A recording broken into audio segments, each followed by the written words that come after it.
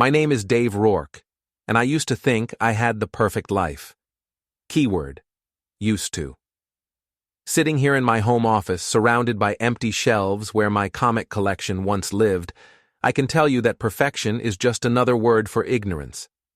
When you're living in ignorance, you don't see the cracks forming in your foundation until the whole house comes tumbling down.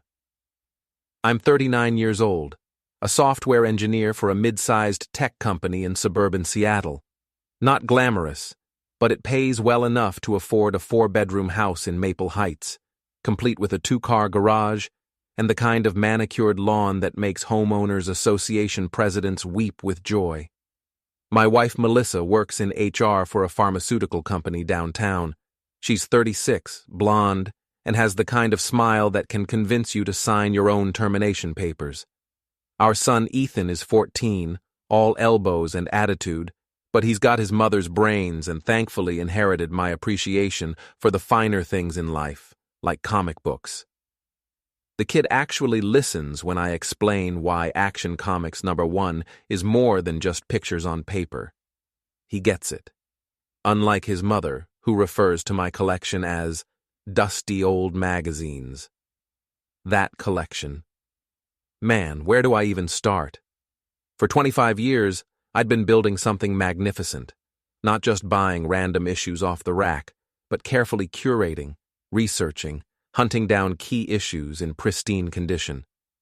I had first appearances, origin stories, complete runs of legendary series. My crown jewel was a CGC 9.8 Amazing Fantasy #15, Spider-Man's first appearance. I bought it 10 years ago for $30,000, and it's worth triple that now. The whole collection was insured for $250,000. I kept detailed records, photographs, certificates of authenticity. Every issue was bagged, boarded, and stored in climate-controlled cabinets in my office. It wasn't just a hobby, it was an investment portfolio that happened to feature guys in colorful tights. Melissa never understood. She'd roll her eyes when packages arrived from auction houses, make snide comments about grown men playing with toys, but she never complained about the quarterly insurance appraisals that kept climbing higher. Money talks, even when it's dressed in 4-color printing. "Dave, dinner!" Melissa's voice carries up the stairs, interrupting my brooding. I can hear the forced cheerfulness, the tone she uses when she wants something. After 16 years of marriage, you learn to read the subtext. Before we deeper into this story, I have one small request. Please subscribe, drop a like, comment, and hit that hype button to boost this channel so more people can discover these incredible Reddit stories. I head downstairs to find her setting the table with our good dishes. Red flag #1. She's wearing the blue dress I bought her for our anniversary last year, the one she claimed was too fancy for every day.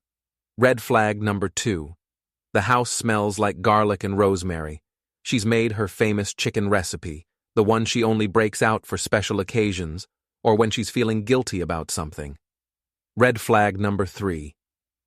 "This looks amazing," I say, settling into my usual chair. Ethan's already digging in, earbuds firmly planted, probably watching comic book movie trailers on his phone. "I thought we deserved something special," Melissa says, not quite meeting my eyes. "You've been working so hard lately." I have been working hard, pulling extra hours on a new client project. The overtime pay has been nice, but it's meant longer days at the office, less time at home, less time paying attention to what my wife does with her afternoons. "How was your day?" I ask, cutting into the chicken. It's perfectly seasoned, tender enough to cut with a fork. Melissa's many things, but she's never been a bad cook. "Oh, you know, same old corporate nonsense. Janet in accounting is having another meltdown about the budget reports." She waves her fork dismissively. "Nothing interesting." Ethan looks up from his phone. "Mom, didn't you say you were going to the gym today?" Melissa's fork pauses halfway to her mouth. I changed my mind, decided to come home and cook instead. "That's nice," I say, though something feels off. Melissa never skips the gym. She's been going religiously for the past 6 months, part of what she calls her new fitness journey. She's always been in good shape, but lately she's been obsessed with toning up, buying expensive workout clothes, talking about her trainer like he's some kind of fitness guru. Trent Sanders. Even his name sounds like a character from a bad romance novel. I've met him exactly once, at the gym's open house last month. Mid-30s, artificially white teeth, the kind of tan that comes from a bottle. He owns the place, Trendy Fitness, because apparently subtlety isn't his strong suit. He spent 20 minutes explaining his revolutionary approach to personal training while flexing muscles that probably had their own Instagram accounts. Melissa hung on his every word. Actually, she continues, I have some good news. I took care of something today that I've been meaning to do for a while. I look up from my plate. Oh yeah? What's that? Her smile is bright, practiced. I finally cleaned out your office, got rid of all those old magazines cluttering up the shelves. The fork slips from my hand, clattering against the plate. What magazines? Your comic books, Dave. Come on, they were just sitting there collecting dust. I found a buyer on eBay who took the whole collection. Got $8,000 for them. Can you believe it? I had no idea people would pay so much for old paper. The world stops spinning. Everything goes quiet, except for the sound of my own breathing, which has suddenly become very loud and very deliberate. $8,000. For a collection worth $250,000. You sold my comics, I say slowly, each word carefully measured. I sold our comics, she corrects. Community property, remember? And before you get upset, think about what we can do with $8,000. We could finally redo the kitchen, or take that vacation to Hawaii you're always talking about. Ethan has gone completely still, his phone forgotten on the table. He knows what those comics meant to me. He spent countless hours in my office, listening to me explain the history behind each issue, the significance of certain storylines, the craftsmanship that went into the artwork. He understands that what Melissa just did isn't spring cleaning. It's devastation. Where are they now? My voice sounds strange, distant. Already picked up. The buyer sent a truck this afternoon, very professional operation. She takes another bite of chicken, completely oblivious to the fact that she's just torched 25 years of careful collecting. I thought you'd be proud of me for taking initiative. Initiative, that's what she's calling it. I stand up from the table, my chair scraping against the hardwood floor. Excuse me, I need to check something. My office door is open when I reach the second floor. The shelves are empty, just like I knew they would be. 25 years of careful curation, gone. My amazing Fantasy Nizora 15, my X-Men #1, my complete run of Fantastic Four, all of it boxed up and hauled away by strangers who probably have no idea what they just acquired. The insurance paperwork is still in my desk drawer. $250,000 in documented value, sold for $8,000. A 97% loss, courtesy of my loving wife's initiative. I sink into my desk chair and stare at the empty shelves. Melissa's footsteps echo in the hallway behind me. Dave? Are you okay? I thought you'd be happy. We never have extra money for anything fun. I turn around slowly. She's standing in the doorway, still holding her napkin, still wearing that blue dress, still smiling like she's done something wonderful. Melissa, I say carefully, do you remember what I told you about that amazing fantasy issue? The one in the special case? Her brow furrows.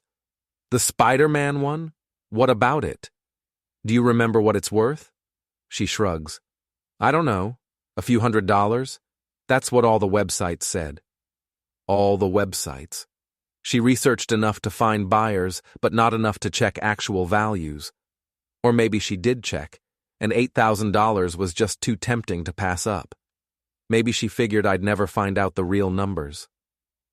That one issue, I tell her, is worth $90,000. Certified, insured, documented, $90,000.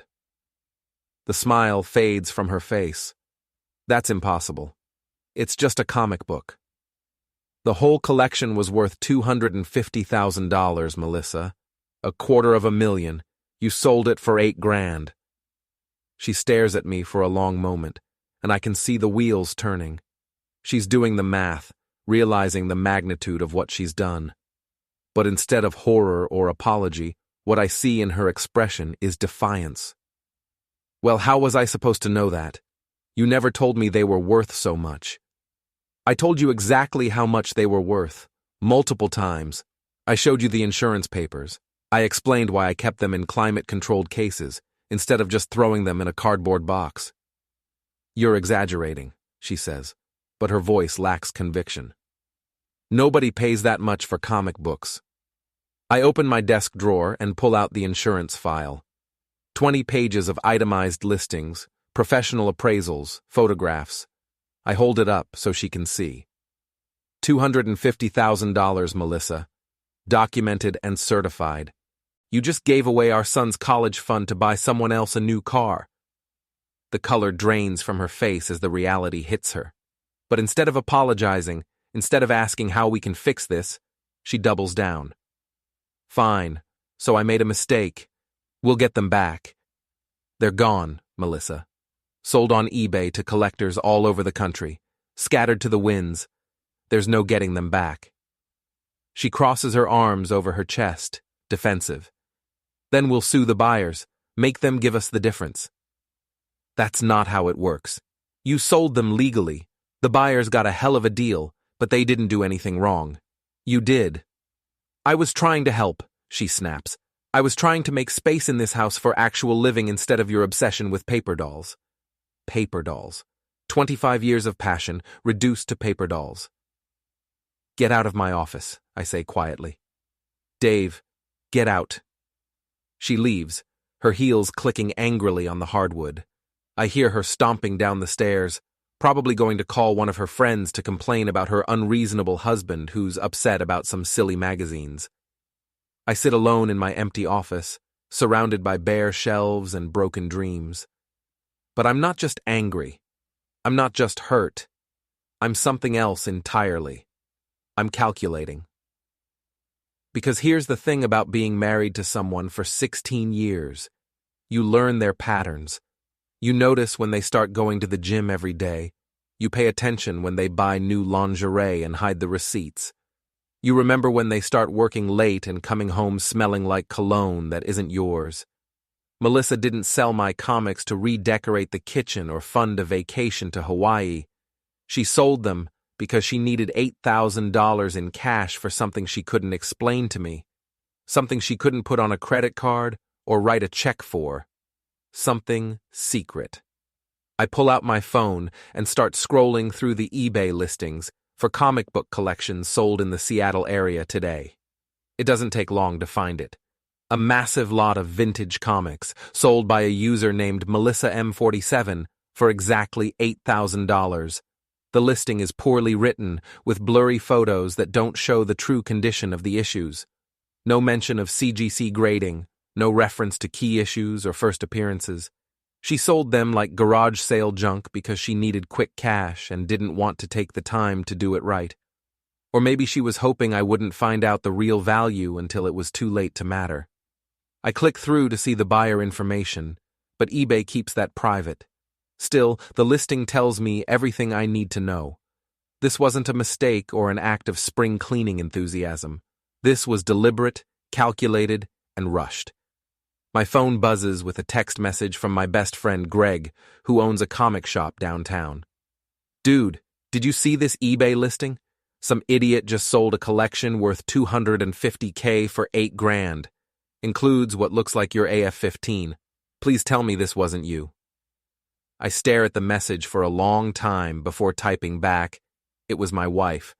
3 dots appear immediately, then disappear, then appear again. Finally, holy crap, are you okay? I will be, I type back. I need a favor. Can you track down who bought what? Already on it. This is insane, Dave. I'm so sorry. Don't be sorry yet, I tell him. Be ready to help me get even. Because that's what this is really about. Not the money, though $250,000 isn't pocket change. Not even the comics themselves, though losing that collection feels like having my heart ripped out through my throat. This is about respect. This is about trust. This is about 16 years of marriage apparently meaning nothing when weighed against whatever Melissa needed $8,000 to accomplish. I close the laptop and head back downstairs. Melissa is in the kitchen, loading the dishwasher with aggressive efficiency. She doesn't look up when I enter. I called my lawyer, I lie smoothly. He says we can file an insurance claim for the full value. She freezes, a plate halfway to the dishwasher rack. What? Insurance fraud is a felony, Melissa, especially when we're talking about this much money. But he thinks we can work something out if you can get them back quickly. It's complete nonsense, of course. The insurance company will laugh me out of the building if I try to claim theft when my own wife sold the collection.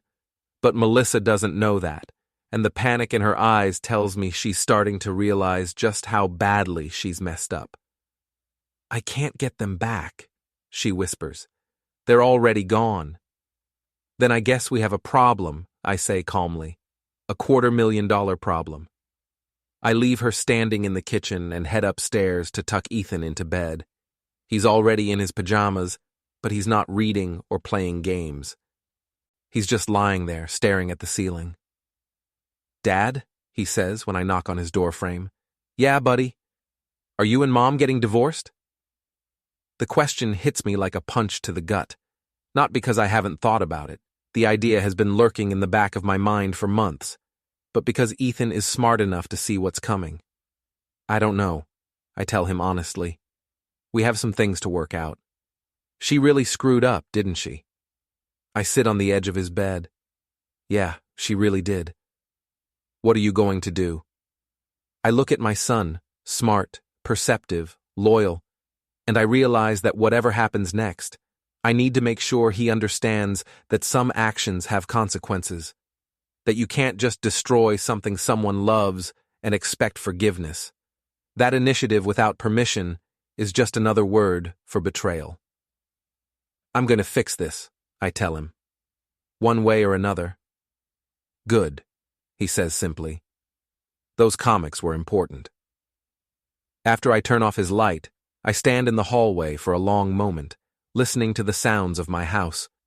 Melissa is still in the kitchen, probably trying to figure out how to undo what she's done. The dishwasher hums quietly. The heater kicks on, pushing warm air through the vents. It all sounds normal, peaceful, like the home of a happy family. But I know better now. I know that perfection is just ignorance wearing a pretty dress and cooking fancy dinners. I know that trust, once broken, doesn't just magically repair itself. And I know that my wife just made the biggest mistake of her life. Tomorrow, the real work begins. I wake up at 5:30, same as always, but today feels different. Today, I have purpose beyond debugging code and attending pointless meetings. Today, I start getting my life back. Melissa is still asleep, curled up on her side of the bed, like nothing happened. Amazing how some people can sleep soundly after detonating someone else's world. I slip out quietly and head downstairs to make coffee. My laptop is waiting on the kitchen counter. While the coffee brews, I pull up the eBay listing again and start taking screenshots. Every detail, every blurry photo, every piece of evidence that my wife sold a $250,000 collection for $8,000. Then I call my actual lawyer. Jennifer Martinez has been handling my legal needs for 5 years, mostly boring stuff like contract reviews and estate planning. But she's sharp, thorough, and she collects vintage movie posters, so she understands the concept of paper investments. "Dave, it's barely 6 in the morning. Please tell me this is an emergency." "It is," I say, and I fill her in on yesterday's events. When I finish, there's a long pause. "Your wife sold your entire comic collection without permission?" "Community property," I point out. Technically, she had the legal right. "Legal right, maybe, but if the collection was worth what you say it was, and she sold it for a fraction of that value..." Jennifer's voice trails off. "Send me the insurance paperwork and the eBay listing. I need to see exactly what we're dealing with." "Already on it." "Dave, I have to ask, Are you sure about these values? 250,000 sounds like a lot for comic books. I give her the names of 3 auction houses that have sold comparable collections in the past year. Call them. Check the recent sales data. I've been conservative in my estimates, if anything. Another pause. Okay. Assuming you're right about the values, we have options. Demand letters, possible litigation for damages, definitely grounds for asset recovery in a divorce proceeding. Divorce. There it is, the word I've been dancing around since yesterday. Let's start with a demand letter, I say. Full documentation of the actual values, demand for immediate restitution, and a deadline for response. How immediate? 72 hours. Dave, that's 72 hours, Jennifer. This isn't a negotiation. After I hang up, I pour my coffee and start phase 2 of the plan.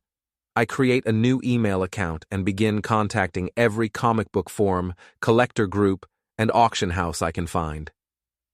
The story is simple. My wife sold a valuable collection without understanding its worth, and I'm trying to track down the buyers to see if any are willing to sell back. I'm not expecting miracles, but I want word to spread. I want people talking about this. I want the comic book community to know that someone just scored the deal of a lifetime at my expense. By 7 o'clock, my phone is buzzing with responses. Comic collectors are a tight-knit bunch, and news travels fast. 3 different people have already identified specific issues from the eBay photos, and 2 auction houses have reached out, offering to help track down the buyers. Greg calls while I'm getting dressed for work. Dude, this is blowing up. The listing is all over the collector forums. People are calling it the Seattle Steal and trying to figure out who got what. Good. Let them talk. The more attention this gets, the better. I've got some leads on buyers. A guy in Portland bought your X-Men run, and someone in Vancouver got the Fantastic Four collection. But Dave... He pauses. The Amazing Fantasy issue went to a dealer in Los Angeles. High-end guy who knows exactly what he bought. Name? Rick Morrison, runs a shop in Beverly Hills, specializes in key issues and investment-grade comics. He's not going to sell it back for $800. I expected as much. Professional dealers don't make mistakes like that. But I want Morrison to know that he bought stolen property. Not legally stolen. Melissa had the right to sell it. But morally stolen. Ethically stolen. Send me his contact information. I want to have a conversation with Mr. Morrison. Dave, what are you planning? I'm planning to make sure everyone knows exactly what happened here, starting with my wife. Melissa is in the kitchen when I come downstairs, dressed for work and pretending everything is normal. She's made scrambled eggs and toast, another peace offering that's about 12 hours too late. Morning, she says brightly. I thought we could talk about this rationally today. Maybe look into getting some of the more valuable pieces back. Eat your breakfast, Melissa. You're going to need your strength. She frowns. What's that supposed to mean? It means my lawyer will be contacting you today with a demand letter. Full restitution for the actual value of what you sold, plus damages for the loss of irreplaceable collectibles. Her fork clatters to the plate. You can't be serious? $242,000, Melissa. That's the difference between what my collection was worth and what you sold it for. I want it back. We don't have that kind of money. Then you'd better figure out how to get it. I grab my coffee mug and head for the door. Melissa follows, her voice rising with panic. Dave, wait. We can work this out. We don't need lawyers involved. You involved lawyers the moment you decided to liquidate our assets without consultation. Everything from here on out is legal and documented. I'm your wife. I stop at the front door and turn around. She's standing in the hallway in her work clothes, looking small and desperate. For a moment, I almost feel sorry for her. Almost. You were my wife yesterday morning, too. That didn't stop you from selling my life's work for pocket change. The drive to work gives me time to think about strategy. I'm not just angry. Anger fades. I'm not just hurt. Hurt heals. I'm something more dangerous than either of those things. I'm motivated. My office is a corner cube in a building full of corner cubes. but it has windows and enough privacy for phone calls. I spend the first hour of my workday calling comic book dealers across the country, spreading the word about the Seattle Steel and asking them to contact me if any of the pieces surface for resale. Then I call Rick Morrison in Los Angeles. Morrison Collectibles, this is Rick. Mr. Morrison, my name is Dave Rourke. I believe you purchased an amazing fantasy The Mocker 15 from an eBay auction yesterday. Maybe. Depends who's asking and why. I'm asking because it was my comic. My wife sold it without understanding its value. There's a pause. Look, Mr. Rourke, I'm sorry for your situation, but I bought that issue legitimately. Clean transaction, proper payment, everything above board. I'm not disputing the legality of the sale. I'm just wondering if you'd be interested in selling it back. Morrison laughs. For what I paid, not a chance. I bought a CGC 9.8 amazing fantasy number 15 for $800. That's a once-in-a-lifetime deal. What if I offered you what it's actually worth, $90,000? Then I'd say you should have had that conversation with your wife before she put it on eBay. He hangs up. I'm not surprised, but I am satisfied. Word is going to spread that Dave Rourke from Seattle is trying to buy back his collection, and everyone's going to know exactly why. My phone rings 10 minutes later. Unknown number with a 206 area code. Dave, this is Melissa. I'm calling from work. I can see that. I need you to call off your lawyer. My boss wants to see me this afternoon, and I think it's because someone contacted HR about our personal situation. Interesting. I didn't contact her HR department, but someone did. Probably one of the comic collectors who looked up the seller information and decided to do a little digging. I have no control over what other people do, Melissa. You made this public when you put our business on eBay. This is my career, Dave. My reputation. It was my reputation, too. My standing in the collector community. My relationships with dealers and auction houses. You didn't seem worried about that yesterday. Please, I'll figure out how to fix this, but I need time. You have 72 hours to produce full restitution. After that, we move to the next phase. What's the next phase? You'll find out. I hang up and get back to work. Real work this time. I have a software release deadline next week, and I can't afford to let my professional life suffer while I'm fixing my personal life.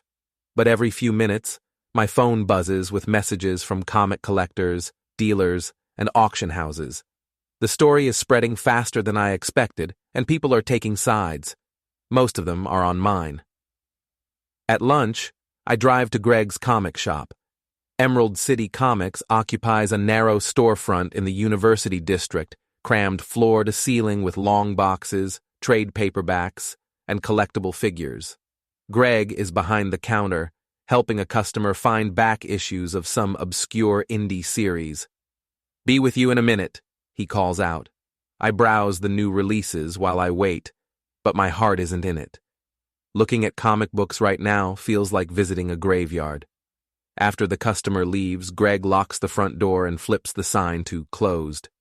Okay, let's talk. I've been making calls all morning, and this situation is worse than I thought. How so? Your wife didn't just sell to random collectors. Some of these pieces went to serious dealers who knew exactly what they were buying. They're already being resold at full market value. He pulls out a tablet and shows me several auction listings. My X-Men number 1, purchased for $300 yesterday, is already listed for $12,000. A complete run of early Spider-Man issues, sold for $800, is being offered as individual issues totaling nearly $15,000. They're making a fortune, I say. They're making your fortune, Greg corrects. The money that should have gone to you and Ethan is lining their pockets instead. Any good news? Actually, yes. I found the guy who bought your DC collection, about 40 issues including some key Batman and Superman books. He's a collector, not a dealer, and he feels terrible about the situation. He's willing to sell them back at cost. How much? $1,200, for books worth about $30,000. It's something, at least. Set it up. I'll drive down this weekend. Dave, can I ask you something? Shoot. What's your endgame here? You're not going to get most of this collection back. The dealers won't sell at a loss, and the collectors who scored deals aren't going to give them up out of guilt. I lean against the counter and consider his question. What is my endgame? What am I really trying to accomplish? I want everyone to know what she did. I say finally. I want her to understand that actions have consequences. I want her to feel every dollar of that $242,000. And then what? And then I decide whether my marriage is worth salvaging. Greg nods slowly. For what it's worth, I think you're handling this exactly right. Melissa crossed a line that can't be uncrossed. My phone buzzes with a text from Jennifer Martinez. Demand letter ready for review. Can you stop by my office this afternoon? I have to go, I tell Greg. Keep me posted on any leads. Will do. And Dave, the comic community has your back on this. What she did was wrong, and people are going to remember. The law offices of Martinez and Associates occupy the top floor of a downtown building with a view of Elliott Bay. Jennifer's office is all dark wood and leather-bound law books, the kind of place that charges by the hour and delivers results. Sit down, she says, gesturing to a chair across from her desk. I've reviewed your documentation, and I have good news and bad news. Bad news first. The bad news is that as community property, your wife had the legal right to sell the collection. We can't claim theft or fraud in the criminal sense. And the good news? Jennifer slides a thick document across the desk. The good news is that we can absolutely claim negligent waste of marital assets. She had a duty to act reasonably when disposing of community property, and selling a $250,000 collection for $8,000 is the opposite of reasonable. I flip through the demand letter. It's comprehensive, detailed, and absolutely devastating. Jennifer has included documentation of comparable sales, insurance appraisals, and expert opinions on current market values. The language is formal, but unmistakably threatening. This is perfect. It gets better. I've also prepared a motion for temporary restraining order, preventing her from disposing of any other assets while this matter is pending. Bank accounts, investment accounts, her car, jewelry, everything gets frozen until we reach a resolution. Can you do that? If she doesn't respond to the demand letter appropriately, absolutely. The court doesn't look kindly on people who waste marital assets, especially when children are involved. I sign the papers and authorize Jennifer to proceed. The demand letter will be delivered to Melissa's workplace this afternoon, ensuring maximum embarrassment and pressure. One more thing, Jennifer says as I'm leaving. You should probably start thinking about where you want to live. This kind of dispute rarely ends with reconciliation. The drive home takes me through Maple Heights, past houses that look exactly like mine. Suburban perfection, two-car garages, and secrets hidden behind manicured lawns. How many of these marriages are built on lies? How many spouses are planning betrayals over dinner conversations and family game nights? Melissa's car is in the driveway when I pull up, which means she came home early. Probably got the demand letter and panicked. Good. I find her in the living room, sitting on the couch with papers scattered around her. She looks up when I enter, and her eyes are red from crying. Dave, we need to talk. I'm listening. This demand letter. It's insane. We don't have this kind of money. Even if we sold the house and cashed out our retirement accounts, we couldn't come close to $240,000. Then you should have thought about that before you sold my collection. It was a mistake. I admit it, okay? I made a terrible mistake. But destroying our family over it won't bring back your comic books. I sit down across from her, careful to maintain distance. This isn't about the comic books anymore, Melissa. This is about trust. This is about respect. This is about the fact that you made a unilateral decision that cost us $250,000. I said I was sorry. Sorry doesn't fix this. Sorry doesn't pay Ethan's college tuition. Sorry doesn't replace 25 years of collecting. She wipes her eyes with a tissue. What do you want from me, Dave? What will it take to make this right? It's a fair question, and I realize I don't have a complete answer yet.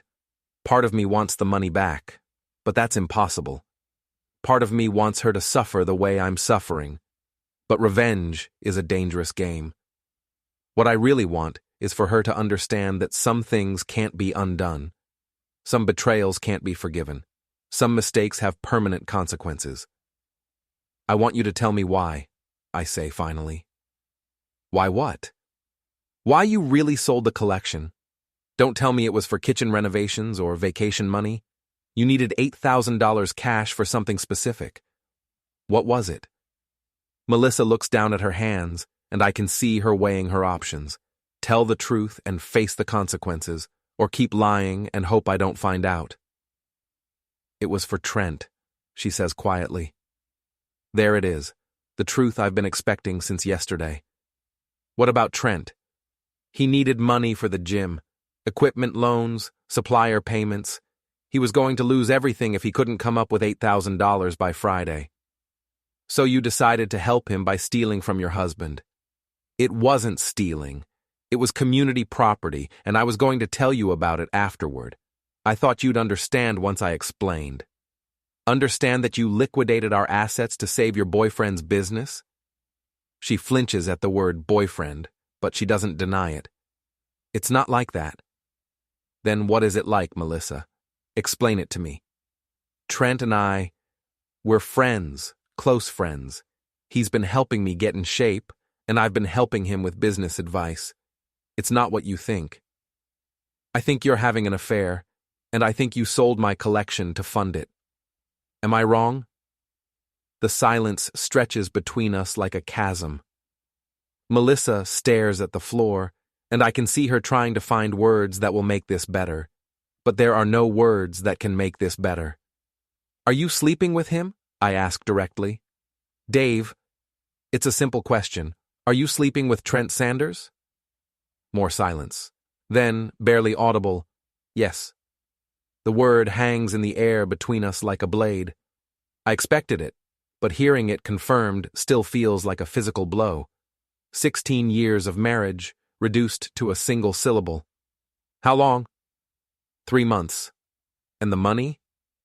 He really did need it for the gym. I wasn't lying about that. But you were lying about everything else. She looks up at me with tears streaming down her face. I never meant for this to happen. It just happened. Things don't just happen, Melissa. People make choices. You chose to have an affair.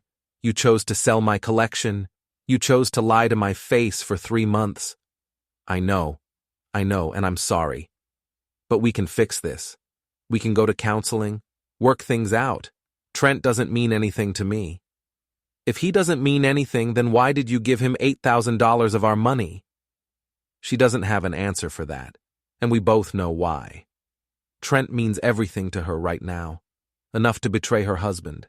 Enough to steal from her family. Enough to risk everything she's built over 16 years. I want you out of the house, I say calmly. Dave, please. Tonight. Pack a bag and go stay with Trent, or your sister or whoever. But I want you out of my house tonight. You can't make me leave. This is my house too. Actually, I can. The restraining order my lawyer filed this afternoon gives me temporary control of all marital assets, including this house. You can fight it in court, but that will take weeks, and right now I don't think you want more legal attention. It's a bluff. The restraining order won't be processed until tomorrow at the earliest, but Melissa doesn't know that. She's already rattled, already feeling guilty, already looking for a way to minimize the damage. Where am I supposed to go? That's not my problem anymore. I stand up and head for the stairs. I'm going to check on Ethan. When I come back down, I want you gone. Dave, wait. What about Ethan? What are we going to tell him? I pause at the bottom of the staircase. We're going to tell him the truth, that his mother made some very bad choices, and now the family is paying the price. He doesn't need to know about Trent. He doesn't need to know about the affair, but he deserves to know why his college fund just evaporated. I leave her sitting on the couch, surrounded by legal papers and broken promises. Upstairs, Ethan is at his desk doing homework, but I can tell he's been listening to our conversation. The walls in this house aren't that thick, and we weren't exactly whispering. "Hey, buddy, how are you holding up?" He turns around in his chair. "Are you and Mom getting divorced?" Probably. Because of the comics? Because of a lot of things. The comics were just the last straw. Ethan nods like he understands, and maybe he does. Kids are more perceptive than adults give them credit for. He's probably been sensing the tension between Melissa and me for months. "Can I ask you something, Dad?" "Always." "Are you okay? Like, really okay?" It's a surprisingly mature question from a 14-year-old, and it deserves an honest answer. "No," I tell him. "I'm not okay right now, but I will be. We both will be." "Good," he says, "because I was worried you might do something stupid." "Like what?" "Like forgive her too easily." Out of the mouths of babes. My son understands something that took me 16 years to learn. Some betrayals are too big for forgiveness. Some trust, once broken, can never be repaired. "Don't worry about that," I tell him. "I'm done being stupid." When I come back downstairs 20 minutes later, Melissa is gone. Her car is no longer in the driveway, and there's a note on the kitchen counter. "Staying at Krista's. We need to talk about custody arrangements." Krista, her best friend, the one who's been encouraging this whole midlife crisis fitness journey. The one who probably knew about the affair and said nothing. The one who's going to get an earful about what her friend just did. I crumple up the note and throw it away. Then I pour myself a glass of wine and sit down at the kitchen table with my laptop. Time for phase 3 of the plan. I create a new Facebook account and start posting the story in every comic book group I can find. The facts are simple. My wife sold my collection without permission. The buyers got incredible deals, and I'm trying to track down the pieces for potential buyback. I include photos of the insurance documentation, screenshots of the eBay listing, and my contact information for anyone who might have leads. Within an hour, the posts have been shared dozens of times. Comic collectors are a passionate bunch, and they understand the value of what was lost. More importantly, they understand that what happened to me could happen to any of them. My phone starts ringing with calls from collectors, dealers, and journalists. A reporter from the Seattle Times wants to do a story about the comic book divorce. A blogger who writes about collectible investments wants to interview me about asset protection strategies. I take some of the calls and ignore others. The goal isn't fame, it's pressure. I want Melissa to understand that this story is bigger than our marriage now. I want her to feel the weight of public scrutiny. Most importantly, I want Trent Sanders to know that his $8,000 windfall came at the cost of destroying a family. Around 10 o'clock, my phone buzzes with a text from an unknown number. "This is Trent. We need to talk." I stare at the message for a long moment, then type back, "I have nothing to say to you." I didn't know about the comics. Melissa told me they were worth maybe a few thousand. Doesn't matter what you knew. You took money from my family. I want to make this right. Then give me back the $8,000. A long pause, then. I can't. I already spent it on equipment. Then we have nothing to discuss. I turn off my phone and finish my wine. Tomorrow, the real battle begins. Tonight, I'm going to sit in my empty office and plan exactly how I'm going to make both of them pay for what they've done. Because this isn't over. This is just getting started. I wake up Wednesday morning in an empty house. Melissa's absence is everywhere. Her coffee mug isn't in the sink, her shoes aren't by the front door, her side of the bed is undisturbed. For the first time in 16 years, I have complete control of my own space. It feels amazing. Ethan is quieter than usual over breakfast, picking at his cereal while scrolling through his phone. I can tell he's processing everything that happened yesterday, trying to figure out how his normal family turned into a legal drama overnight. "You okay?" I ask. "Yeah, just... it's weird without Mom here." I know. This whole situation is weird, but we're going to figure it out. Are you going to try to get her back? It's a loaded question, and I can see that Ethan is genuinely curious about my answer. He's not asking because he wants his parents to reconcile. He's asking because he wants to understand how relationships work, how trust functions, how people respond to betrayal. No, I tell him honestly. Some things can't be fixed. He nods and goes back to his cereal. Good. I was worried you might be one of those guys who forgives everything just to keep the peace. Where did you learn about guys like that? Internet. There are whole forums about it. Guys who let their wives walk all over them and then act surprised when it keeps happening. I'm simultaneously proud of his insight and concerned about what he's reading online. 14 is too young to be cynical about relationships, but maybe a little healthy skepticism isn't a bad thing. Your mother isn't evil, I tell him. She made some very bad choices, but that doesn't make her a terrible person. Dad, she stole $250,000 from our family to give to her boyfriend. That's pretty terrible. When he puts it like that, it's hard to argue. Fair point. My phone buzzes with a text from Jennifer Martinez. Restraining order approved. Melissa cannot access joint accounts or dispose of any assets without court approval. Also, Channel 7 wants to interview you about the comic book story. Channel 7. The story is spreading faster than I expected. I text back, set up the interview for this afternoon, and send me a copy of the restraining order. The drive to work takes me past Trendy Fitness, and I can't resist slowing down to get a look at the place that's caused so much trouble. It's a converted warehouse with floor-to-ceiling windows and motivational slogans painted on the exterior walls. Transform your life in bold red letters across the front entrance. Ironic, considering how it's transformed mine. There are only 3 cars in the parking lot, which seems low for a Wednesday morning. Either business is slow or word is starting to spread about Trent's involvement in the comic book scandal.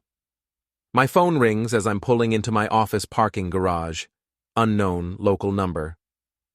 Dave Rourke. Mr. Rourke, this is Janet Chen from Channel 7 News. I understand you're willing to discuss the comic book collection story that's been circulating online? That's correct. Would you be available for an on-camera interview this afternoon? We're putting together a segment about collectible investments and marital property disputes. What time? 2 o'clock? We can meet at your home if that's convenient. I consider the optics. Doing the interview at home means showing the empty shelves where my collection used to live. Visual evidence of what Melissa destroyed. Perfect. 2 o'clock works. I'll see you then. The morning passes quickly. I have actual work to do. Software doesn't debug itself. But every few minutes my phone buzzes with messages from comic collectors, reporters, or lawyers who've heard about the case. The most interesting call comes from a private investigator named Marcus Webb. Mr. Rourke, I specialize in asset recovery for high-value collectibles. I've been following your story online and I think I can help. How so? I have contacts throughout the collector community. Dealers, auction houses, private collectors. If your pieces surface for resale, I'll know about it. More importantly, I can document chain of custody and fair market values for legal proceedings. What's your fee? 20% of recovered value. No recovery, no fee. It's expensive, but Webb has a point. If I'm going to pursue this legally, I need professional documentation of damages. Send me your contract. I'll review it and get back to you. At lunch, I drive to Greg's shop to check on his progress tracking down buyers. The closed sign is up, but I can see him inside talking to someone I don't recognize, a heavy-set man in an expensive suit. Greg unlocks the door when he sees me. Dave, perfect timing. This is Rick Morrison from Los Angeles. Morrison, the dealer who bought my amazing fantasy numbers 15. I shake his hand, wondering why he drove 500 miles to have this conversation in person. Mr. Rourke, I wanted to meet face to face and discuss your situation. I thought you weren't interested in selling back. I'm not. But I am interested in making sure you understand that I purchased your comic in good faith. I didn't know it was sold without your knowledge. I never said you did anything wrong. You got a great deal, and that's not your fault. Morrison relaxes slightly. I appreciate that. The reason I'm here is that this story is spreading through the collector community, and some people are suggesting that dealers who bought from the auction should return the items out of courtesy.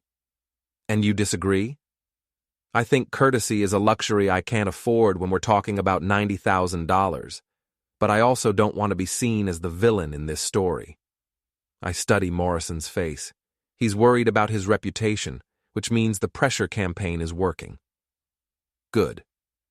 What are you proposing? I'm willing to provide documentation of the comic's current condition and fair market value for your legal case. Professional appraisal, detailed photos, chain of custody. That should help with your damages claim. It's not what I want, but it's something. In exchange for? Your public acknowledgement that I acted ethically in this transaction. I consider his offer. Morrison is right. He didn't do anything wrong legally or ethically. He bought an item that was legally for sale, and he paid the asking price. The fact that the seller was an idiot doesn't make him responsible. Deal, I say. But I want that documentation today. Already prepared. Morrison pulls out a folder with professional photographs and a detailed appraisal. Current fair market value for a CGC 9.8 Amazing Fantasy number 15 is $95,000, based on recent comparable sales. $95,000, even higher than my insurance estimate. I'll make sure people know you acted professionally, I tell him. After Morrison leaves, Greg and I sit down to review his progress tracking other buyers. Good news and bad news, he says. Good news, I've located about 60% of your collection. Bad news, most of it has already been resold at full market value. He shows me a spreadsheet with buyer information, resale prices, and current locations. It's depressing reading. My X-Men number 1, sold for $300, was resold the same day for $12,000. A complete run of early Fantastic Four issues, sold for $800, was broken up and sold individually for a total of $18,000. The dealers moved fast, Greg explains. They knew they had scored big, and they wanted to flip the books before word got out about the real values. Any good news? Actually, yes. 3 collectors feel bad about the situation and are willing to sell back at cost. It won't get you everything, but it's about $15,000 worth of books for $2,000. Set it up. I'll take whatever I can get. My phone buzzes with a text from Melissa. We need to talk about the restraining order. This is affecting my job. I show the message to Greg. What do you think? I think she's starting to realize that actions have consequences. I text back. Talk to my lawyer. I have nothing to say to you directly. Dave, she's still your wife. She was my wife when she was sleeping with Trent Sanders. She was my wife when she sold my collection. Being married doesn't give you unlimited forgiveness credits. Greg nods. You're right, I've known you guys for 10 years. It's hard to believe it's really over. It's been over for 3 months. I just didn't know it yet. The Channel 7 news van is parked in my driveway when I get home from work.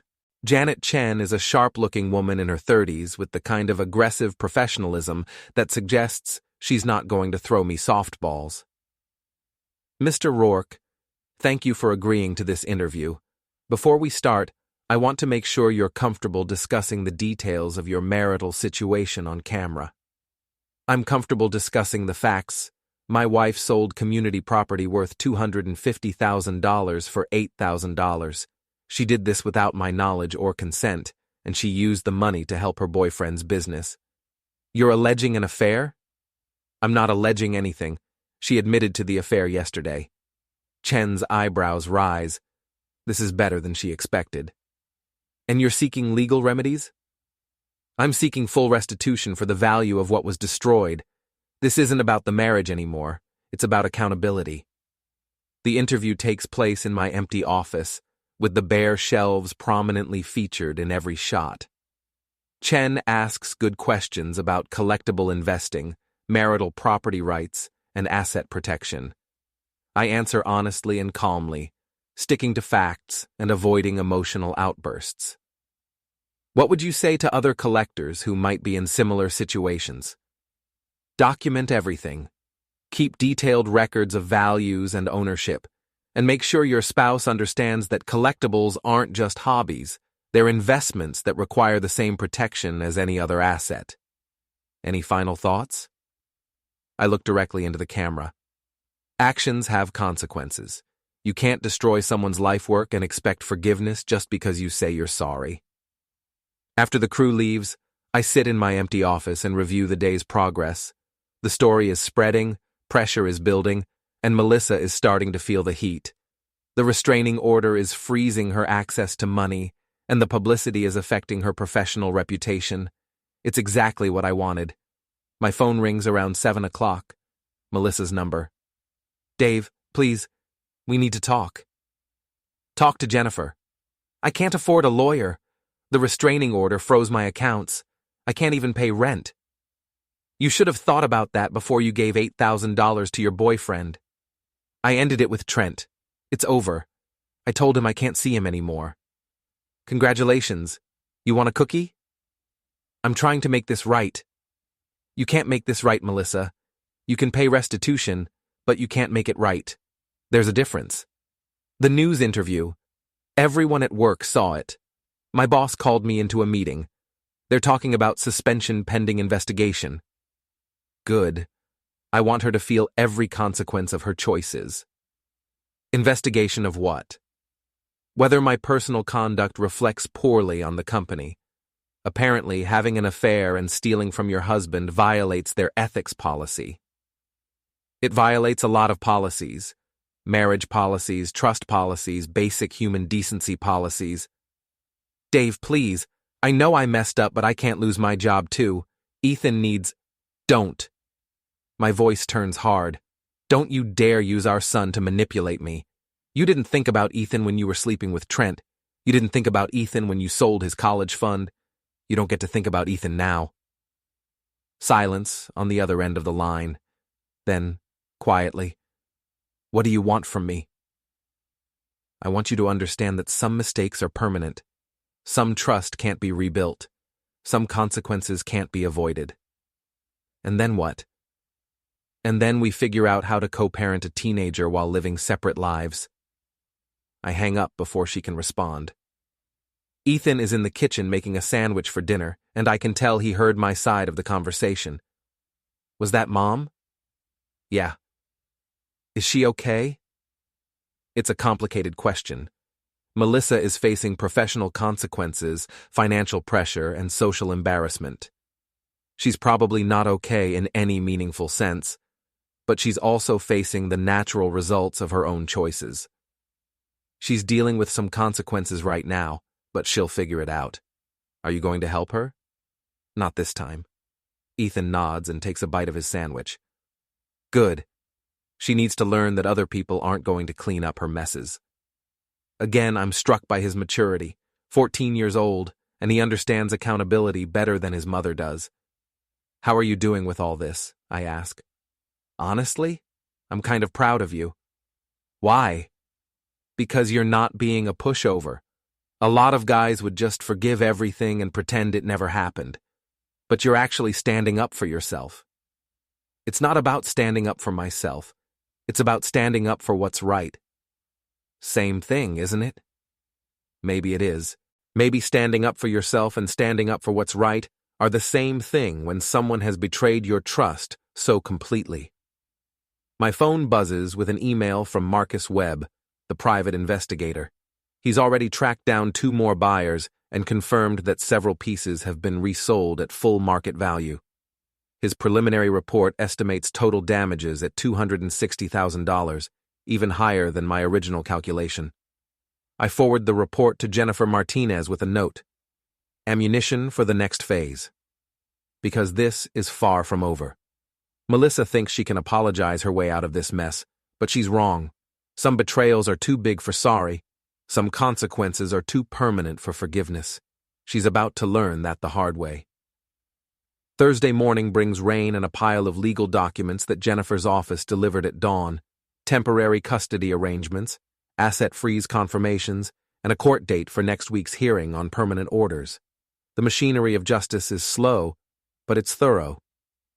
Ethan reads the papers over breakfast with the kind of focus most kids reserve for video games. So Mom can't touch any of our money until this gets resolved? That's right. Bank accounts, investment accounts, credit cards, everything is frozen except for basic necessities. What counts as basic necessities? Food, shelter, transportation to work. The court isn't trying to make her homeless, just preventing her from disposing of assets while the case is pending. What about Trent? Can't he help her out? I pause with my coffee cup halfway to my mouth. What makes you think Trent would help her? Ethan gives me a look that suggests I'm being deliberately dense. Dad, she gave him $8,000. If he's not willing to help her when she needs it, then he's a pretty lousy boyfriend. The kid has a point. If Trent Sanders is half the man Melissa thinks he is, he should be stepping up to support her through this crisis. The fact that she's calling me for help instead of him tells me everything I need to know about the strength of their relationship. You're right, I tell him. That does say something about Trent's character, doesn't it? It says he's a user who took advantage of Mom's midlife crisis. Sometimes I forget how perceptive teenagers can be. Ethan has summed up the entire situation in one sentence. My phone rings as I'm driving to work. Greg's number. Turn on Channel 7 right now. They're running your interview as the lead story. I pull over and stream the news on my phone. There's my empty office, my documentation of the collection's value, and my calm explanation of what happened. The reporter has done her homework. She includes expert commentary about collectible investments and interviews with other collectors who've faced similar situations. The story ends with a statement from a family law attorney about asset protection in marriages. This case highlights the importance of communication and documentation when it comes to valuable collections. Both spouses need to understand what they own and what it's worth. Perfect. The story positions me as the victim of poor communication rather than the target of deliberate betrayal. It's sympathetic without being pathetic. My phone immediately starts buzzing with calls from reporters, collectors, and lawyers who want to discuss the case. I take a few calls, but keep the conversations brief. The goal is visibility, not celebrity. The most interesting call comes from a reporter at the Seattle Times who's working on a follow-up story about the broader implications of the case. Mr. Rourke, I've been researching similar situations and yours isn't as unusual as you might think. Valuable collections being sold by spouses without proper understanding of their worth. Really? Oh, yes. I've found cases involving vintage cars, wine collections, artwork, even baseball card collections. The pattern is always the same. One spouse treats the collection as clutter, while the other sees it as an investment. What usually happens in those cases? Depends on the values involved and whether the disposing spouse acted in good faith. In your case, the dollar amounts are high enough that this could set precedent for future asset protection cases. Precedent. That's not something I'd considered, but it makes sense. If my case establishes that spouses can be held liable for negligent waste of collectible assets, it could protect other collectors from similar situations. I'd like to do a longer interview about the broader implications, the reporter continues. Not just your specific situation, but what this means for collectors and investors. Set it up through my lawyer. I want to make sure I don't say anything that could hurt my case. When I get to the office, there's a message waiting from my boss asking me to stop by his office. Dan Morrison is a good guy. We've worked together for 5 years without any major conflicts. But having your personal life splashed across the local news isn't exactly great for professional image. Dave, come in. Close the door. I sit down across from his desk, wondering if I'm about to get a lecture about keeping personal business private. I saw the news story, he says. Hell of a situation. Yeah, it's been a rough week. I want you to know that this doesn't affect your job. What happens in your personal life is your business, as long as it doesn't interfere with your work performance. I appreciate that. That said, I also want you to know that if you need time off to deal with legal stuff, just let me know. We can work around court dates and lawyer meetings. It's more support than I expected, and I'm genuinely grateful. Thanks, Dan. I'll try to keep the disruption to a minimum. Don't worry about disruption. Worry about getting through this intact. The rest of the morning passes in a blur of code reviews and project meetings. Normal work feels surreal after the past few days of legal drama and media attention. But it's also grounding, a reminder that life goes on even when your personal world is falling apart. Around noon, my phone buzzes with a text from an unknown number. This is Krista, Melissa's friend. We need to talk. Krista, the enabler who's been hosting Melissa since I kicked her out. I'm curious what she has to say. I'm listening. Can we meet for coffee? There are things you need to know about Melissa's situation. Such as? Things I can't put in a text message. I consider the invitation. Krista has been Melissa's closest friend for years, which means she's probably been covering for the affair. On the other hand, if she wants to meet, it might mean she has information that could be useful. Starbucks on Pine Street. 1 o'clock. I'll be there. Starbucks is crowded with the lunch rush, but I spot Krista immediately. She's sitting in a corner booth, looking uncomfortable and checking her phone every few seconds. I've known her for almost as long as I've known Melissa, but we've never been particularly close. Thanks for meeting me, she says as I sit down. What's this about, Krista? She fidgets with her coffee cup. Melissa asked me not to tell you this, but I think you have a right to know. Know what? The affair with Trent? It's not her first. The words hit me like a physical blow. What?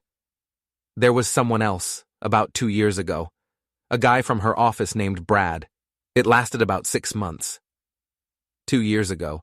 I try to remember if there were signs I missed, changes in behavior that should have tipped me off. But if anything, Melissa seemed happier 2 years ago. More attentive, more affectionate. Why are you telling me this now? Because she's talking about fighting the asset freeze. She thinks if she can convince you that Trent was a mistake, a moment of weakness, you might be willing to work things out. And you disagree? Krista nods. I love Melissa like a sister, but she's been lying to you for years. The Trent thing isn't a mistake. It's a pattern. Why didn't you tell me before? Because I thought it was none of my business. But now that it's affecting Ethan and your financial security, she trails off. I can't keep covering for her. I sit back in my chair, processing this new information. 2 affairs, years of deception. The comic book sale suddenly looks less like an impulsive mistake and more like the latest in a series of betrayals. Is there anything else I should know? She's been talking to a lawyer about fighting the restraining order. She thinks if she can access the joint accounts, she can hire better representation. What lawyer? Someone Trent recommended. Apparently he's been through a few divorces himself. Of course he has. Trent Sanders, serial relationship destroyer, helping my wife figure out how to screw me over in court. Krista, why are you really telling me this? She looks directly at me for the first time since I sat down. Because Melissa is my friend, but what she's doing is wrong, and because Ethan deserves better than parents who lie to each other. What do you think I should do? I think you should protect yourself and your son. Don't let her convince you that this is just a rough patch that can be fixed with counseling. After Krista leaves, I sit in Starbucks for another 20 minutes, staring at my phone and trying to decide what to do with this new information. 2 affairs changes everything. It means the betrayal goes deeper than I thought. It means Melissa has been living a double life for years. I call Jennifer Martinez. I have new information about my wife's conduct. We need to meet. How new and how damaging. 2-year pattern of extramarital affairs, and she's apparently shopping for a lawyer to fight the asset freeze. Can you prove the previous affair? I have a witness willing to testify. Good. Come in this afternoon. We need to revise our strategy. The law office feels different this time, less like a consultation and more like a war room. Jennifer has files spread across her desk and a legal pad covered with notes. Sit down, she says. Tell me everything Krista told you.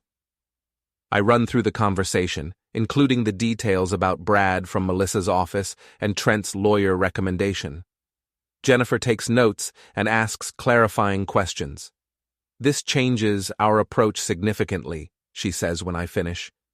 If we can establish a pattern of deceptive conduct, it strengthens our argument for punitive damages. Punitive damages? In cases where one spouse has engaged in egregious misconduct, courts can award damages beyond simple asset recovery.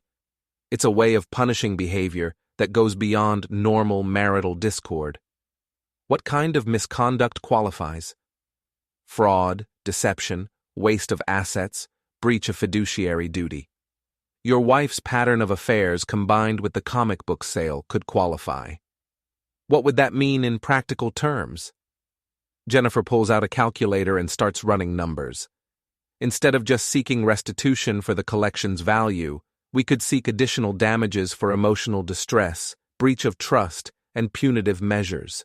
We're talking about potentially doubling or tripling the award. $500,000, maybe more. Enough to destroy Melissa financially, but also enough to secure Ethan's future and compensate me for years of deception. What do we need to prove it? Documentation of the previous affair, evidence of deceptive conduct, testimony from witnesses like Krista. The comic book sale becomes just one example of a larger pattern of betrayal. Do it. Jennifer nods and makes more notes. I'll need to depose Krista and anyone else who knew about the affairs. We'll also need to subpoena Melissa's phone records, email accounts, and financial records to establish the full scope of her deceptive conduct. How long will this take? Months, possibly longer if she fights it. But Dave, you need to understand that once we go down this path, there's no going back. This becomes a full-scale legal war. She started the war when she sold my collection to fund her affair. I just want to make sure you're prepared for what this means. Melissa is going to fight back, and it's going to get ugly. It's already ugly. Let's make sure I win. The drive home takes me past Trendy Fitness again, and this time I decide to stop. Not to confront anyone, just to get a look at the business that my $8,000 helped save. The parking lot is nearly empty. Through the windows, I can see maybe 5 people working out, and the front desk appears to be unmanned. Either business is terrible, or people are starting to avoid the place. I'm about to leave when I see Trent Sanders himself walk out of the building. He's wearing expensive workout clothes and carrying a gym bag, but he looks tired, stressed, like a man who's starting to realize that $8,000 in stolen money comes with strings attached. He sees me sitting in my car and freezes. For a moment, we just stare at each other through the windshield. Then he walks over and taps on my window. Against my better judgment, I roll it down. Dave, right? We need to talk. I told you yesterday, we have nothing to discuss. Look, I know you're angry, and you have every right to be, but I want you to know that I didn't know the real value of those comics. Melissa told me they were worth maybe $10,000 total. So you thought it was okay to take $10,000 from her husband? Trent's face flushes. It wasn't like that. She offered to help with the business loan. I didn't ask her to sell anything. But you took the money. I took a loan from a friend. I didn't know she was stealing from you to get it. And now that you do know? He shifts uncomfortably. I want to pay you back, but I can't come up with that kind of money right now. The business is struggling. I look around the empty parking lot. I can see that. Give me 6 months. I'll pay back the $8,000 with interest. The $8,000 was never the problem, Trent. The problem is that you're sleeping with my wife. That's complicated. No, it's really not. You're screwing another man's wife, and you used his money to save your failing business. There's nothing complicated about it. Trent looks like he wants to argue, but he can't find the words. Because there really isn't an argument. He's a homewrecker and a user, and we both know it. For what it's worth, he says finally, I told Melissa she should work things out with you. I never wanted to break up your family. You just wanted the benefits without the consequences. Yeah, he admits. I guess I did. At least he's honest about being a selfish coward. Stay away from my wife, Trent, and stay away from my family. She's not your wife anymore, is she? I mean, legally she is, but... She's the mother of my son. That makes her my family, even if she's not my wife. And if you keep interfering in my family's life, you're going to find out just how much trouble I can cause for you. I roll up the window and drive away, leaving Trent standing in his empty parking lot.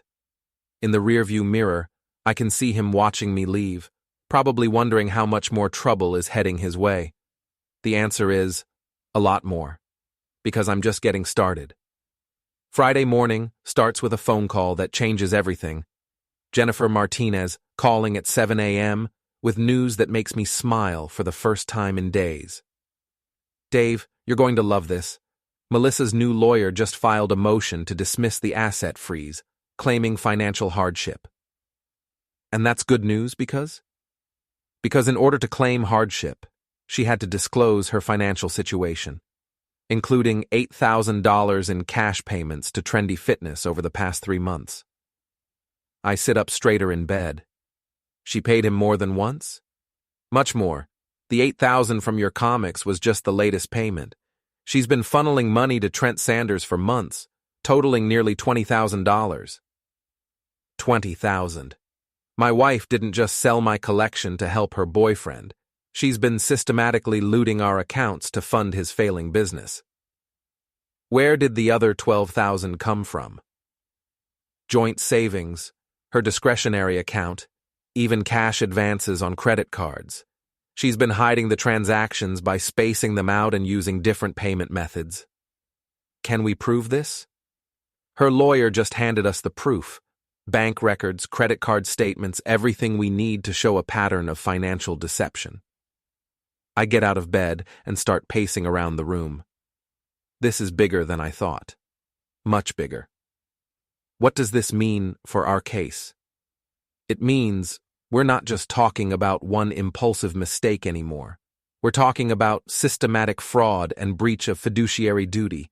She's been stealing from the marriage for months to fund her affair. What's our next move? Emergency hearing on Monday. I'm going to ask the court to freeze all of her accounts, not just the joint ones. And I'm going to request an immediate accounting of all marital assets going back 2 years. Will the judge approve that? With this evidence? Absolutely. Judges don't like spouses who hide assets and lie about their financial conduct. After I hang up, I sit on the edge of my bed and try to process what I've just learned. $20,000, nearly 2 years of systematic theft. Melissa hasn't just been unfaithful, she's been running a long-term scam against her own family. Ethan is already downstairs making breakfast when I come down. He takes one look at my face and grins. Good news? Very good news. Your mother has been even more dishonest than we thought, and now we can prove it.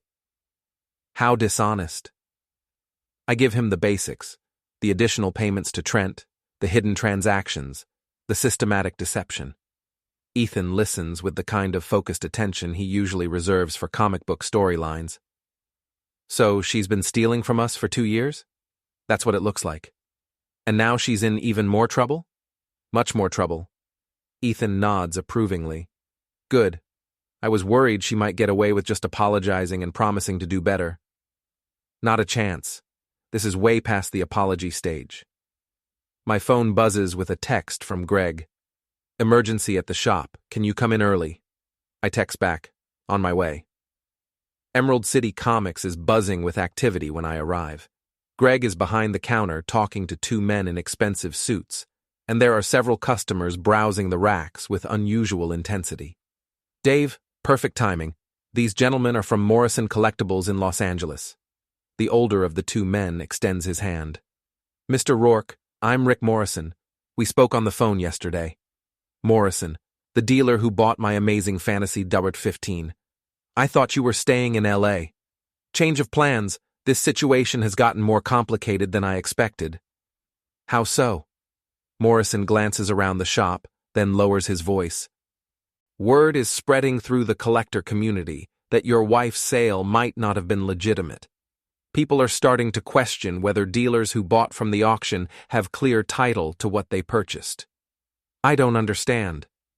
If your wife was systematically stealing marital assets, as the rumors suggest, then her sale of the comic collection might be considered fraudulent. That could void the transactions and require buyers to return the merchandise. Greg jumps in. It's like buying a stolen car. Even if you didn't know it was stolen, you don't get to keep it once the theft is discovered. But the comics weren't stolen in the traditional sense, I point out. Melissa had legal authority to sell them as community property. Legal authority, yes, but if she sold them as part of a pattern of asset concealment and fraud, that changes the calculation, Morrison explains. Courts can void transactions that were made in furtherance of fraudulent schemes. I'm starting to understand why Morrison drove up from Los Angeles. He's not just worried about his reputation. He's worried about losing his $90,000 investment. What are you proposing? Cooperation. I provide detailed documentation of the comic's condition and value for your legal case. In exchange, you agree that my purchase was made in good faith and shouldn't be voided even if the court finds fraud. And if I don't agree? Morrison's expression hardens slightly. Then I might have to take a more adversarial position, challenge your valuation claims, question whether the collection was really worth what you say it was. It's a polite threat, but it's still a threat. Morrison is worried enough about losing his investment that he's willing to play hardball. I need to talk to my lawyer before I agree to anything. Of course, but Dave, you should know that other dealers are watching this situation closely. How you handle my case will influence how they handle theirs. After Morrison leaves, Greg and I sit down to discuss the implications. This is getting complicated, he says. If the dealers think they might have to give back what they bought, some of them are going to fight you in court. Let them fight. I didn't do anything wrong. No, but you're the one asking for damages. If they can muddy the waters about values and ownership, it might reduce what you can recover. Or it might backfire and make them look like they're profiting from fraud. Greg considers this. True, public opinion is definitely on your side right now. My phone rings. Jennifer Martinez. Dave, where are you? I need you at my office immediately. What's wrong? Melissa's lawyer just filed an emergency motion claiming that you're conducting a harassment campaign against his client. Apparently, the media attention is affecting her ability to work and maintain housing. She's claiming harassment? She's claiming that your media interviews and social media posts constitute intentional infliction of emotional distress. I look at Greg, who's listening to my side of the conversation, with growing concern. I'll be right there, I tell Jennifer. The law office is in full crisis mode when I arrive. Jennifer has 3 associates working on research, and there are legal briefs scattered across every available surface. Sit down, Jennifer says. We need to talk strategy. What exactly is Melissa claiming? That your media campaign is designed to humiliate her professionally and socially, that you're using public pressure to coerce her into accepting an unfavorable settlement. Is that illegal? Not necessarily. You have a right to tell your story to the media, but if the court believes you're engaged in harassment rather than legitimate advocacy, it could hurt our case. What does her lawyer want? Gag order. No more media interviews, no more social media posts, no more public discussion of the case. And if I refuse? Then we go to court and let the judge decide whether your conduct constitutes harassment. I think about this for a moment. The media attention has been working in my favor, building public support, putting pressure on Melissa, and establishing the narrative that I'm the victim here.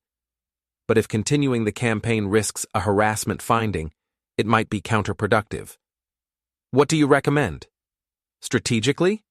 I think we pull back on the media front and focus on the legal case. We have enough evidence now to win without public pressure.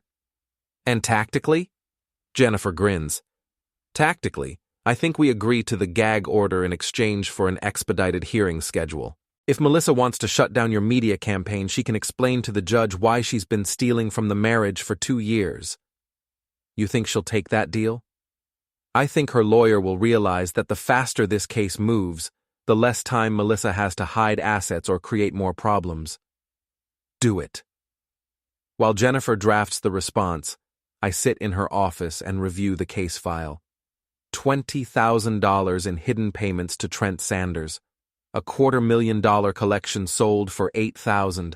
2 years of systematic deception and financial fraud. When I married Melissa 16 years ago, I thought I was getting a partner, someone who would share my goals, support my interests, and build a life together. Instead, I got a thief who's been robbing me blind while sleeping with other men. The worst part isn't even the money, though $250,000 is nothing to sneeze at. The worst part is the time.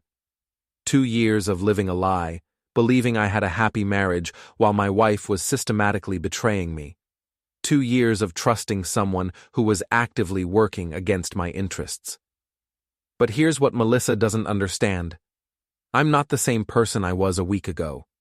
I'm not the trusting husband who believed her explanations and ignored the warning signs. I'm someone who's learned that nice guys don't finish last. They finish broke and alone. Dave, Jennifer's voice interrupts my brooding. The agreement is ready. Melissa's lawyer has agreed to expedited hearings in exchange for a mutual gag order. When do we go to court? Monday morning. Emergency hearing on asset preservation and a financial disclosure. And after that? After that, we destroy her. I like the sound of that.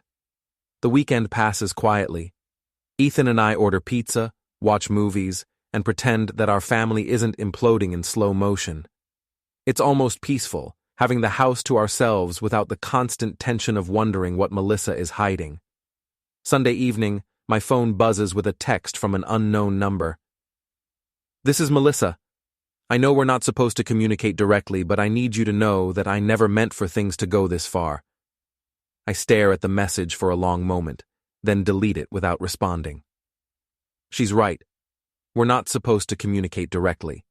But more than that, I don't care what she meant. I only care what she did, and what she did was unforgivable. Monday morning, I put on my best suit and drive downtown to the courthouse. It's time to find out just how much my marriage was worth and how much it's going to cost Melissa to end it. The King County Courthouse is an imposing building of glass and steel that makes everyone who enters feel small and insignificant, which is probably the point. Justice is supposed to be bigger than individual grievances, more important than personal vendettas. But as I walk through the metal detectors and take the elevator to the family court floor, I can't help feeling that this particular case is about more than just one failed marriage. It's about accountability. It's about the consequences of betrayal. It's about whether trust means anything in a world where people can simply apologize their way out of any situation. Jennifer Martinez is waiting outside courtroom 4B with a briefcase full of evidence and an expression that suggests she's ready for war. "How are you feeling?" she asks. "Ready to get this over with?" Good. Because Melissa's lawyer is going to try to paint you as vindictive and unreasonable. He's going to argue that you're seeking excessive damages out of spite rather than legitimate harm. And our response? Our response is 200 pages of financial records showing systematic fraud and breach of fiduciary duty. Let him explain that to the judge. Melissa is already inside the courtroom when we enter, sitting at the defendant's table with a lawyer I don't recognize. She looks smaller than I remember, diminished by the formal setting and the weight of the evidence against her. She glances up when I walk in, and for a moment our eyes meet. I feel nothing. No anger, no sadness, no regret. Just the cold satisfaction of knowing that justice is about to be served. Judge Patricia Hawkins is a stern-looking woman in her 50s, with the kind of no-nonsense demeanor that suggests she's seen every possible variation of human stupidity. She reviews the case file while the lawyers make their opening statements, occasionally asking pointed questions that make both sides squirm.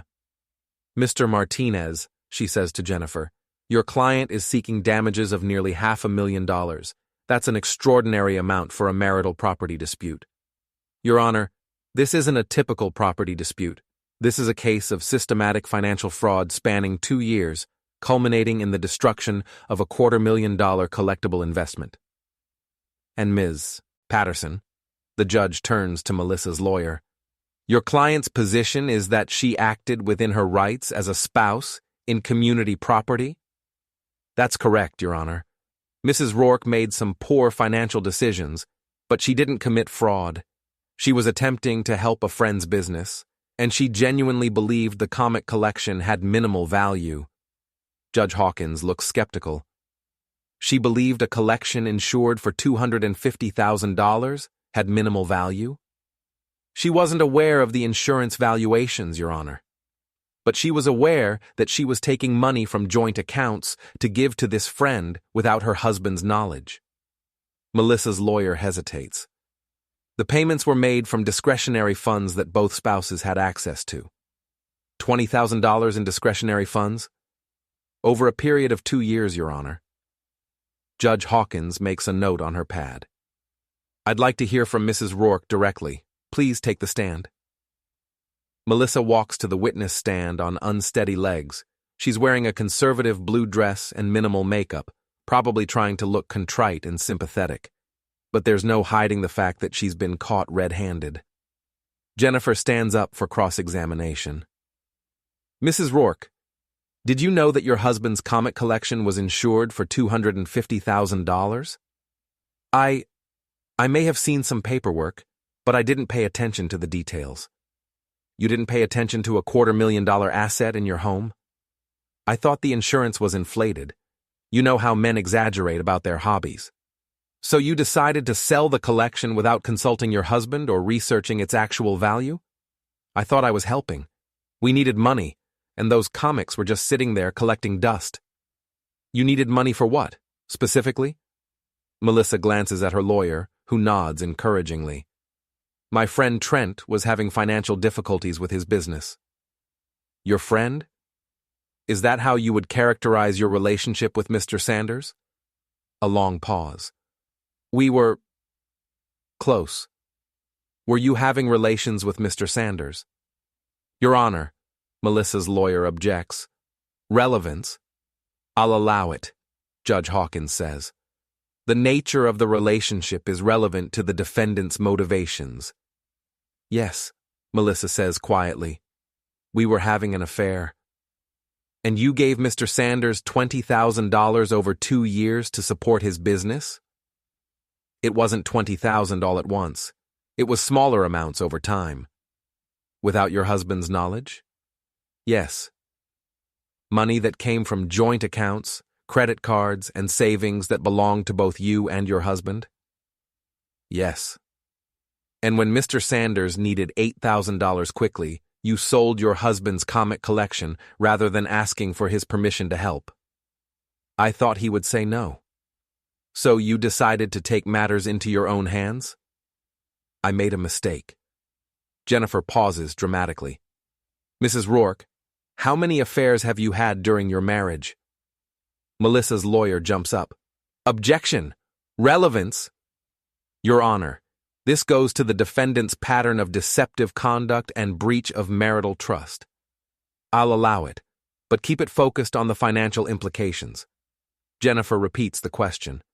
Melissa looks like she wants to disappear. "2," she says finally. "2 affairs over what time period?" "The past 3 years." "And did either of these affairs involve financial support from marital assets?" "Only Trent. The other one was just emotional." "Just emotional," Jennifer repeats. "Mrs. Rourke, do you understand that marriage creates a fiduciary duty between spouses? That you have a legal obligation to act in your husband's financial best interests?" I didn't think about it in legal terms. You didn't think that giving $20,000 of your husband's money to your boyfriend might violate that duty? I thought I was helping someone in need. With someone else's money. It was community property. Community property that you concealed from your husband and used for purposes he would never have approved. Jennifer returns to our table, and Melissa's lawyer stands up for redirect. He tries to rehabilitate her testimony, emphasizing her remorse and her willingness to make restitution. But the damage is done. Melissa has admitted to systematic deception, financial fraud, and breach of fiduciary duty. When it's my turn to testify, Jennifer walks me through the timeline methodically. The years of collecting, the careful documentation, the insurance appraisals, the discovery of the sale, the revelation of the affair, the uncovering of the broader pattern of financial deception. Mr. Rourke, how has this situation affected your relationship with your son? Ethan has lost faith in his mother's integrity. He's seen that she was willing to steal his college fund to support her boyfriend. That's not something a 14-year-old should have to learn about his parent. And how has it affected your financial security? I've lost a $250,000 investment that took 25 years to build.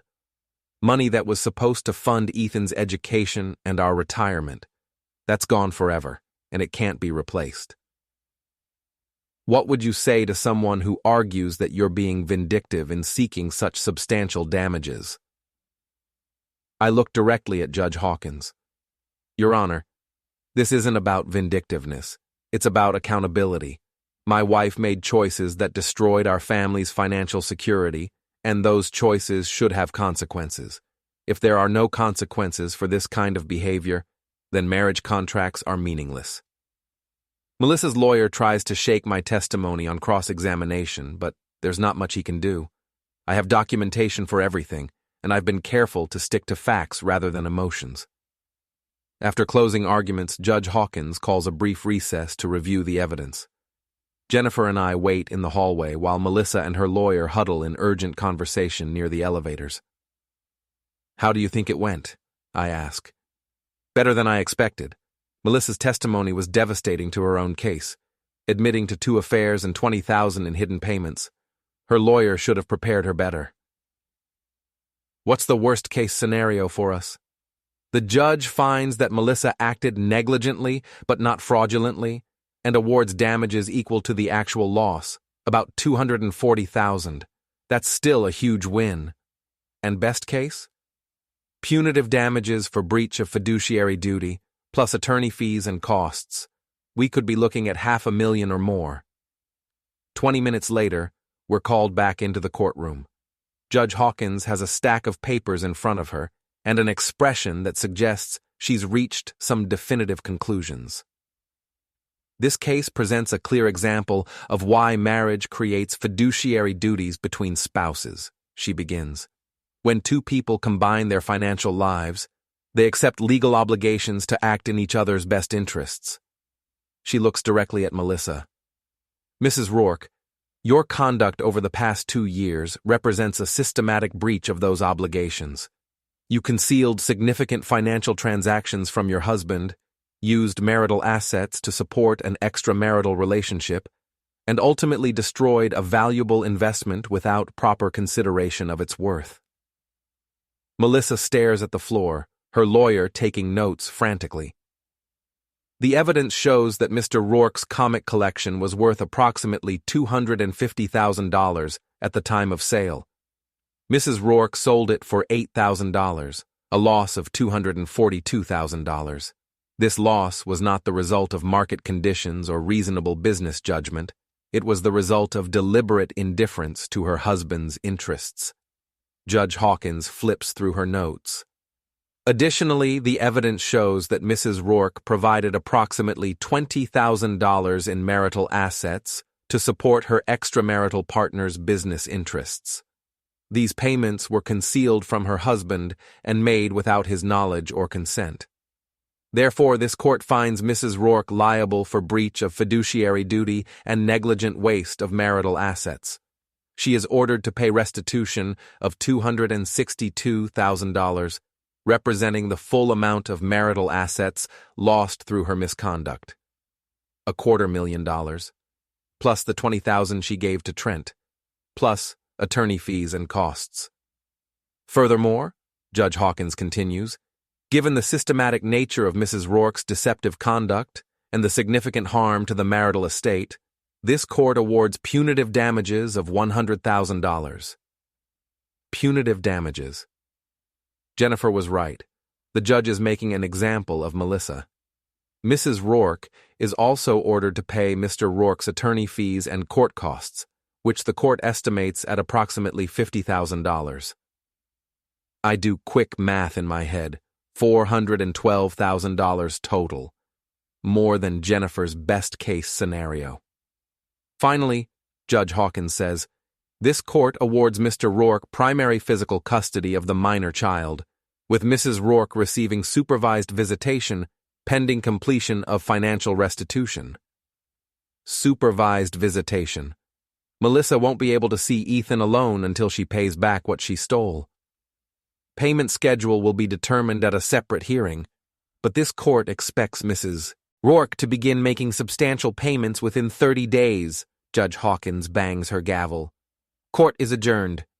I sit in stunned silence as the courtroom empties around me.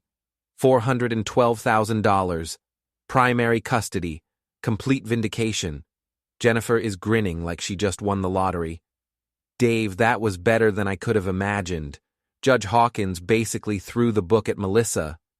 What happens now? Now we collect. Melissa will have to liquidate assets, set up payment plans, probably file for bankruptcy. But you'll get your money, and more importantly, you'll have custody of Ethan.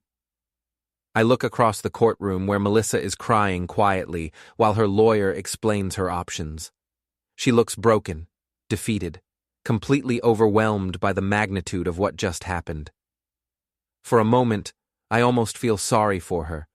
Then I remember the empty shelves in my office, the lies, the betrayal, the systematic theft of our family's future. She made her choices. Now, she gets to live with the consequences. Jennifer, I want to make sure Ethan understands what happened here today. Of course. This was about more than money. It was about accountability and justice. Exactly. I want him to know that actions have consequences, even when the person committing them is someone you love. We pack up our files and head for the elevator. As the doors close, I catch one last glimpse of Melissa sitting alone at the defendant's table, staring at the judgment that just destroyed her life. I feel nothing but satisfaction.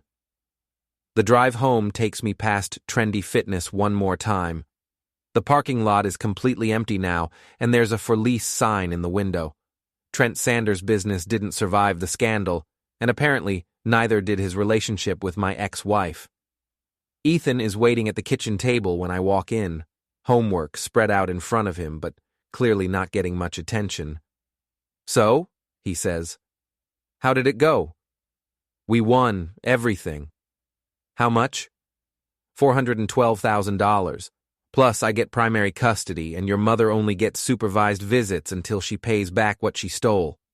Ethan grins. That's awesome. She's going to hate being supervised. The important thing is that you're safe, and our financial future is secure. And the important thing for her is that she learned actions have consequences. I look at my son, smart, perceptive, and completely clear about right and wrong, and I realize that whatever else happens, I've raised him right. He understands justice, accountability, and the importance of keeping your word. Yeah, I tell him. She definitely learned that. My phone buzzes with a text from Greg. Saw the news coverage. Congratulations on the win. Justice served. Then another from Jennifer. Great working with you. This case is going to be cited in family law textbooks for years. And finally, one from an unknown number that I almost delete before reading. You destroyed my life. I hope you're happy. I stare at Melissa's message for a long moment, then type back, I didn't destroy your life. You did. I just made sure you faced the consequences. Then I block her number and delete the conversation. Because this story is over now. The betrayal, the lies, the legal battle, all of it is finished. Melissa will spend the next several years paying for what she did, and I'll spend them building a new life with my son. A life based on trust, honesty, and the understanding that some things, like integrity and family loyalty, are worth more than money. Even more than a $250,000 comic collection. I delete the last message and put my phone away. Tomorrow, Ethan and I are going to start looking at colleges. Good ones, expensive ones, the kind of schools that will give him every opportunity to build whatever kind of life he wants. And we can afford them now, thanks to Judge Hawkins and the principle that actions have consequences, even when those actions are committed by someone you used to love.